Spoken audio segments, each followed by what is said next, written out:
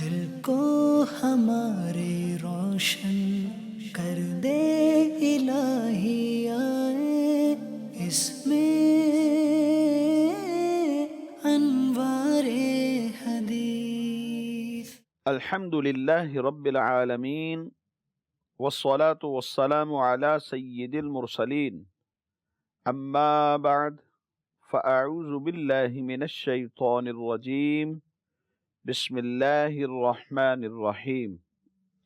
الصلاة والسلام علیک یا رسول اللہ وعلی آلک واصحابک یا حبیب اللہ۔ الصلاة والسلام علیک یا نبی اللہ وعلی آلک واصحابک یا نور اللہ۔ حضور نبی پاک صلی اللہ تعالی علیہ وآلہ وسلم نے ارشاد فرمایا، زینوا مجالسکم بالصلاة علی فإن صلاتکم علی نور لکم یوم القیامہ، او کما قال علیہ الصلاة والسلام۔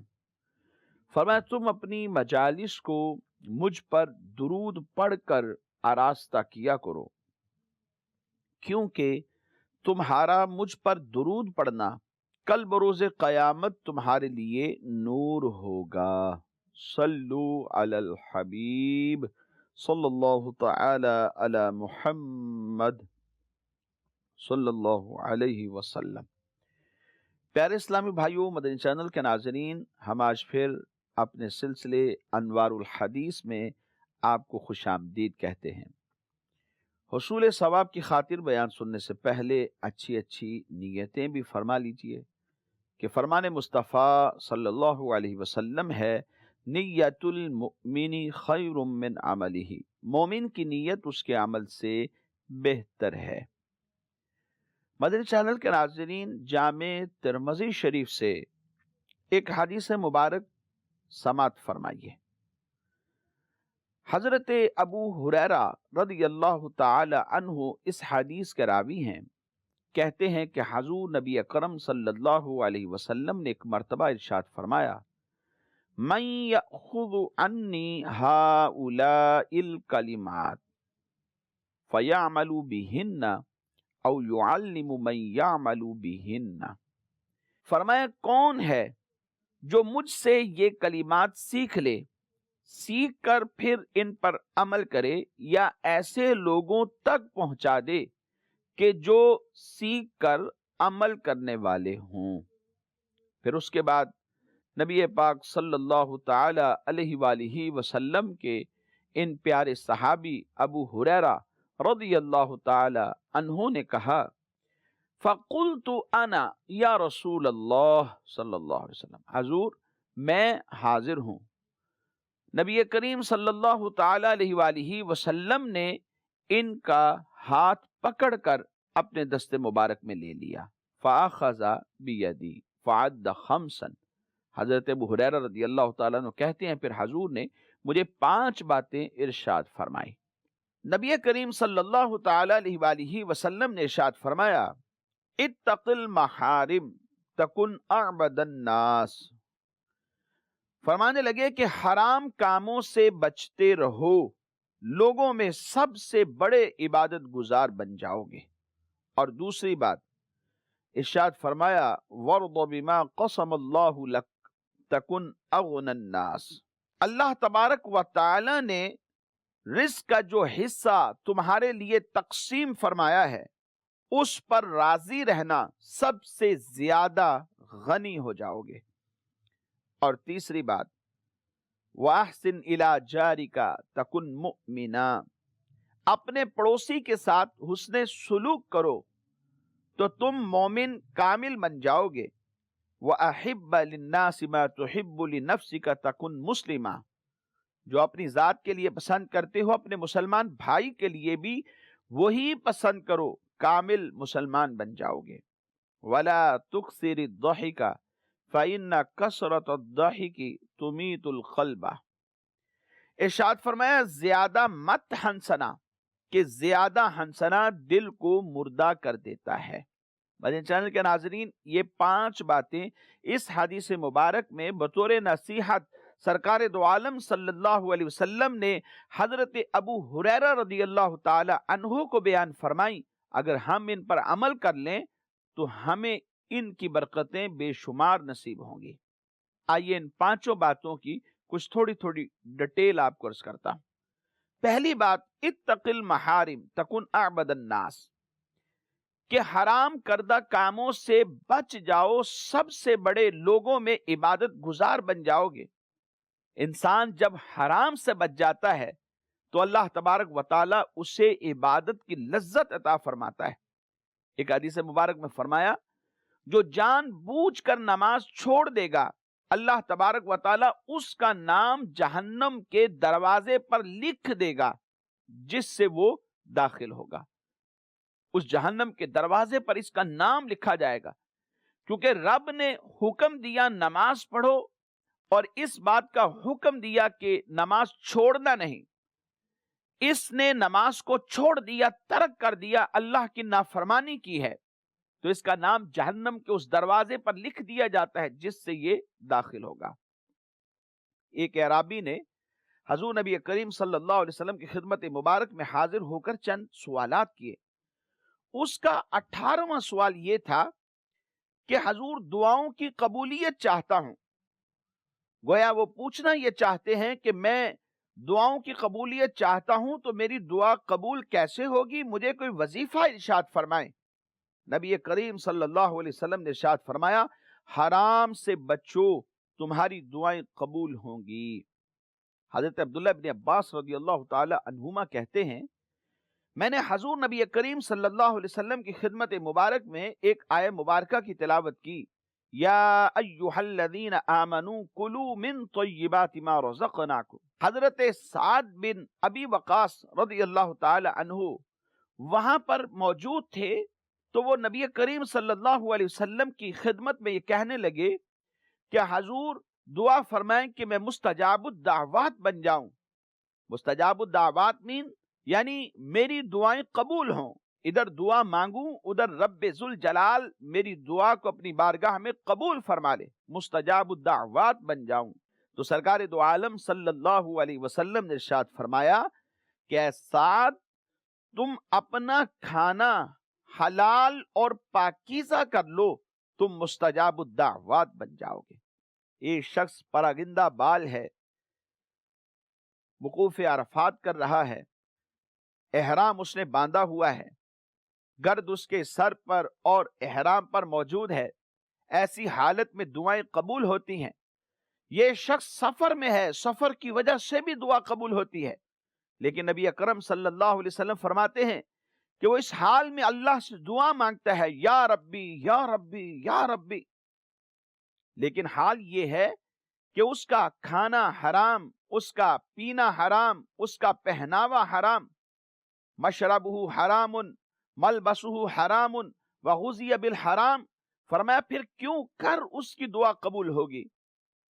انسان اگر اپنا پاکیزہ کھانا کھاتا ہے، حرام سے بچ جاتا ہے، حلال کی طرف توجہ دیتا ہے، حلال ہی کماتا ہے، حلال ہی کھاتا ہے، حرام کی طرف ہاتھ نہیں ڈالتا، تو یہ مستجاب الدعوات بن جاتا ہے، اور ایسے شخص کو جنت میں داخل ہونے سے کوئی چیز نہیں روک سکتی۔ بعض روایتوں میں آتا ہے کہ ایک وہ شخص کہ جس کا ذریعہ آمدنی کم ہے، اولاد زیادہ ہے، پھر بھی یہ شخص حرام نہیں کماتا، تو ایسے شخص کو جنت میں جانے سے کوئی چیز نہیں روک سکتی۔ اللہ تبارک و تعالیٰ اپنی رحمت کا صدقہ اسے جنت عطا فرماتا ہے۔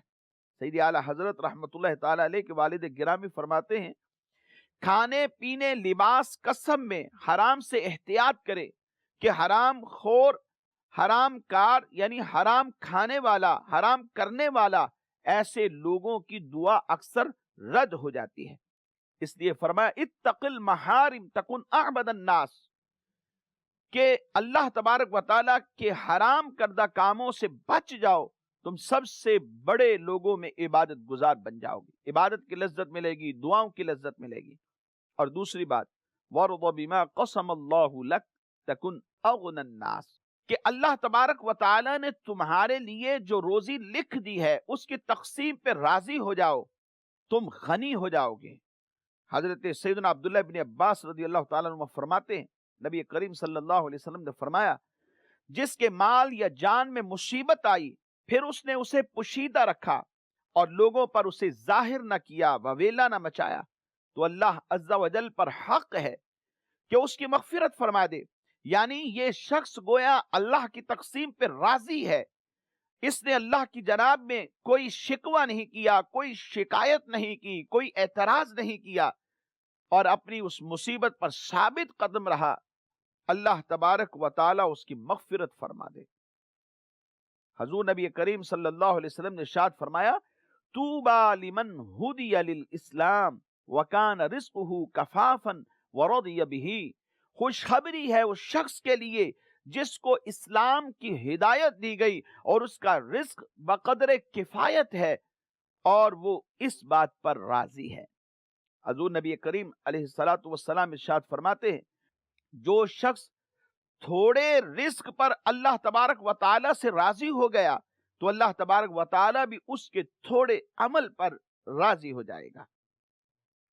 اور ارشاد فرمایا جب اللہ تبارک و تعالیٰ کسی بندے سے محبت کرتا ہے تو اس کو آزمائشوں میں مبتلا کرتا ہے, پس اگر بندہ صبر کرتا ہے تو وہ اس کو چن لیتا ہے, اور اگر راضی رہے بندہ اپنے رب سے راضی رہے حالانکہ مصیبت پہنچی ہے پھر بھی اپنے رب پر راضی ہے تو اس کو اللہ تبارک و تعالیٰ اپنے برگزیدہ بندوں میں شامل فرما لیتا ہے. حضور نبی کریم صلی اللہ علیہ وسلم نے ارشاد فرمایا جب قیامت کا دن ہوگا تو اللہ تبارک و تعالیٰ میری امت کے ایک گروہ کو پر عطا فرما دے گا. ان کے وجود پر لگ جائیں گے جن کے ذریعے وہ اپنی قبروں سے جب نکلیں گے تو اڑ کر جنت میں داخل ہو جائیں گے اور وہاں جیسے چاہیں گے لطف اندوز ہوں گے.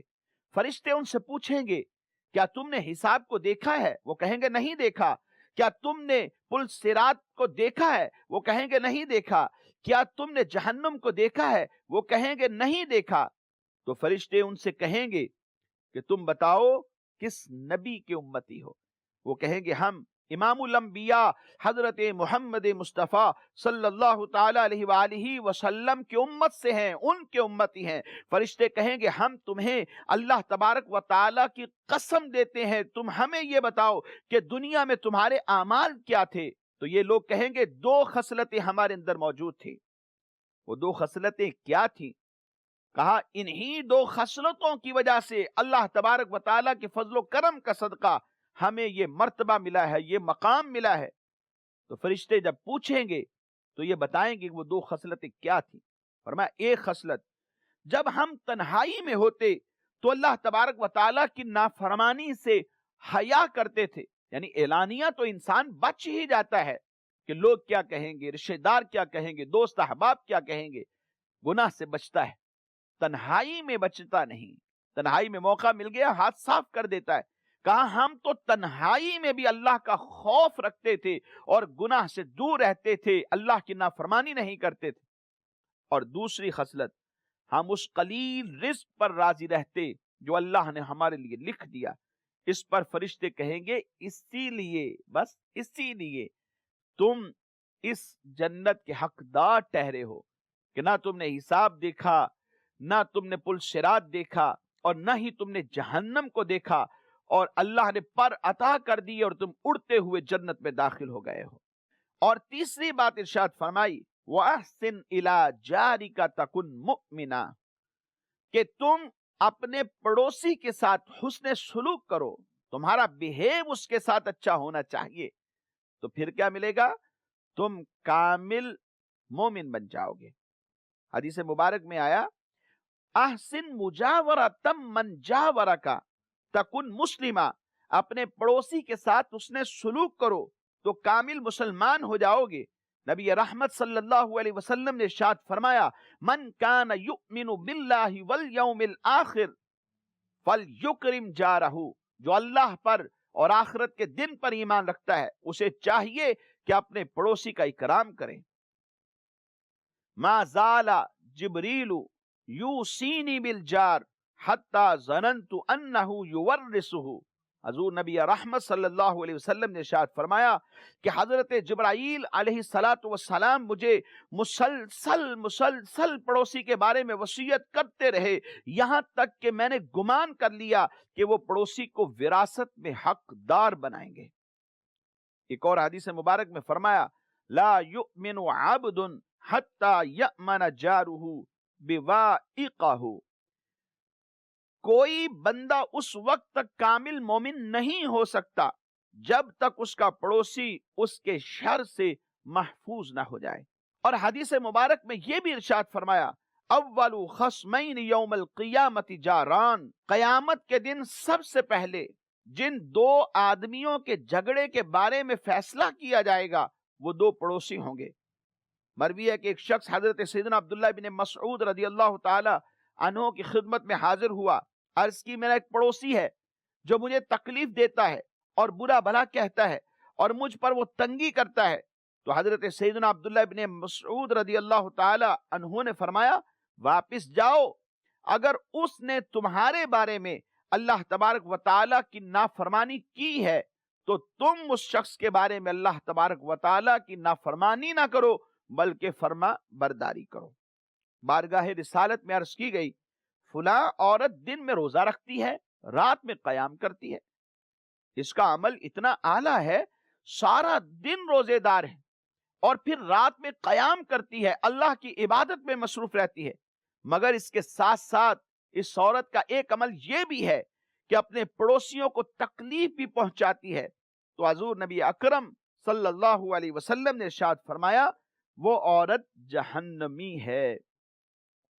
ایک شخص بارگاہ رسالت میں حاضر ہو کر اپنے پڑوسی کی شکایت کرنے لگا تو نبی رحمت صلی اللہ علیہ وسلم نے ارشاد فرمایا کہ مسجد کے دروازے پر جا کر یہ اعلان کر دو کہ سن لو 40 گھر پڑوس میں داخل ہیں۔ حضرت سیدنا امام زہری رحمت اللہ تعالی علیہ فرماتے ہیں 40 گھر دائیں، 40 بائیں، 40 آگے اور 40 پیچھے، اس طرح آپ صلی اللہ تعالی علیہ وآلہ وسلم نے چاروں جانب اشارہ کرتے ہوئے فرما دیا کہ 40 گھر پڑوسی ہیں۔ وہ آگے پیچھے دائیں بائیں یہ 40 گھر ایسے ہیں جو پڑوسیوں میں داخل ہیں اور انسان کو چاہیے کہ ان کے ساتھ اس نے سلوک کرے۔ اور چوتھی بات جو نبی کریم صلی اللہ تعالی علیہ وآلہ وسلم نے اس حدیث مبارک میں حضرت ابو ہریرہ رضی اللہ تعالیٰ عنہ کو وصیت کرتے ہوئے ارشاد فرمایا وَأَحِبَّ لِلنَّاسِ مَا تُحِبُّ لِنَفْسِكَ تَكُنْ مُسْلِمًا، کہ تم اپنی ذات کے لیے جو چیز پسند کرتے ہو اپنے مسلمان بھائی کے لیے بھی وہی چیز پسند کرو، تم مسلمان ہو جاؤ گے، یعنی کامل مسلمان بن جاؤ گے۔ سیدنا انس بن مالک رضی اللہ تعالیٰ فرماتے ہیں حضور نبی پاک صلی اللہ علیہ وسلم نے ارشاد فرمایا تم میں سے کوئی شخص کامل مومن نہیں ہو سکتا یہاں تک کہ وہ اپنے دوسرے مسلمان بھائی کے لیے بھی وہی چیز پسند کرے جو اپنی ذات کے لیے پسند کرتا ہے۔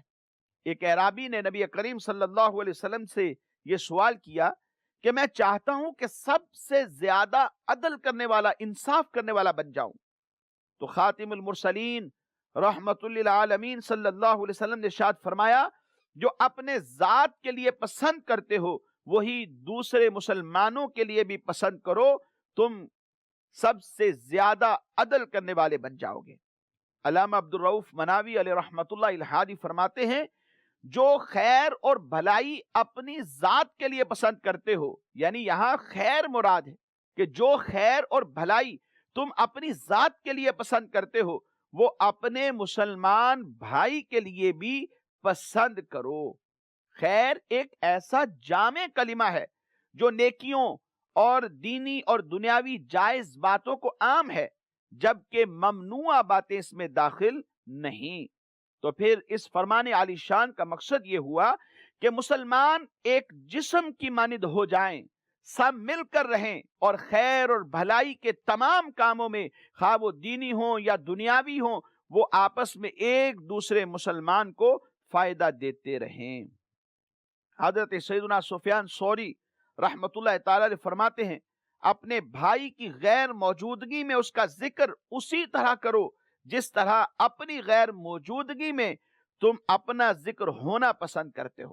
انسان چاہتا ہے کہ میرا ذکر اچھا ہو، اگرچہ میں وہاں موجود ہوں یا موجود نہ ہوں، ایسے ہی دوسروں کے لیے رویہ اسے اختیار کرنا چاہیے۔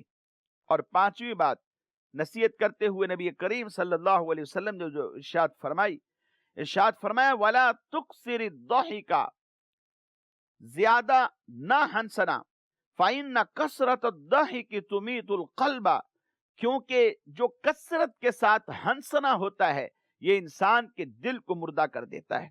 اور ارشاد باری تعالیٰ ہے فَلْيَضْحَكُوا قَلِيلًا وَلْيَبْكُوا كَثِيرًا، تو انہیں چاہیے کہ تھوڑا ہنسیں اور بہت روئیں۔ اور حدیث مبارک میں نبی کریم صلی اللہ علیہ وسلم نے ارشاد فرمایا ما من عبد مؤمن تخرج من عینیہ دمعۃ وإن كانت مثل رأس الذباب من خشیة اللہ تعالی ثم تصیب شیئا من حر وجهه الا حرمہ اللہ علی النار، جس بندہ مومن کی آنکھوں سے اللہ تبارک و تعالی کی خشیت اور اس کے خوف کے سبب سے مکھی کے پر کے برابر بھی اگر آنسو نکل کر اس کے چہرے تک پہنچ گیا تو اللہ تبارک و تعالی اس بندے پر دوزخ کو حرام کر دیتا ہے۔ تو انسان کو اللہ تبارک و تعالی سے ہر حال میں ڈرتے رہنا چاہیے اور دعا مانگتے رہنا چاہیے کہ اللہ رونے والی آنکھیں عطا فرمائے۔